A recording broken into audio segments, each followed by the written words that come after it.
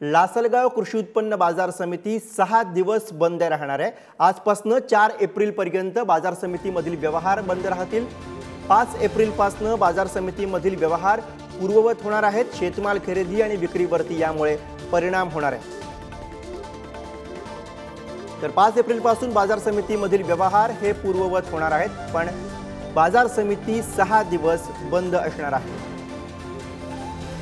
आणि याविषयी अधिक माहिती देतात आमचे प्रतिनिधी रहीस शेख। रईस, आपल्याला माहिती आहे का आज रंगपंचमी असून आणि उद्या रविवार, यामुळे 2 दिवस बाजार समितीचं बंद असणार आणि मार्च एंड असल्याने व्यापाऱ्यांनी बाजार समितीला पत्र दिले का मार्च एंड असल्याने आम्हाला आमची कामं करायची आहे, आमचे जे अकाउंट्स असतात ते क्लिअर करायचे आणि त्यामुळे आम्हाला त्यावेळेस माल खरेदी करता येणार नाही।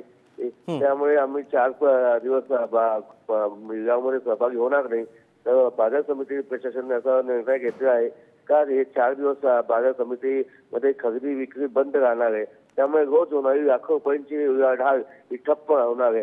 5 तारखेला कांदा आणि भुसार मालाचा लिलाव पूर्ववत करण्याचा येणार असल्याचं बाजार समिती प्रशासनाने सांगितले आहे। धन्यवाद या सगळ्या सविस्तर माहितीसाठी।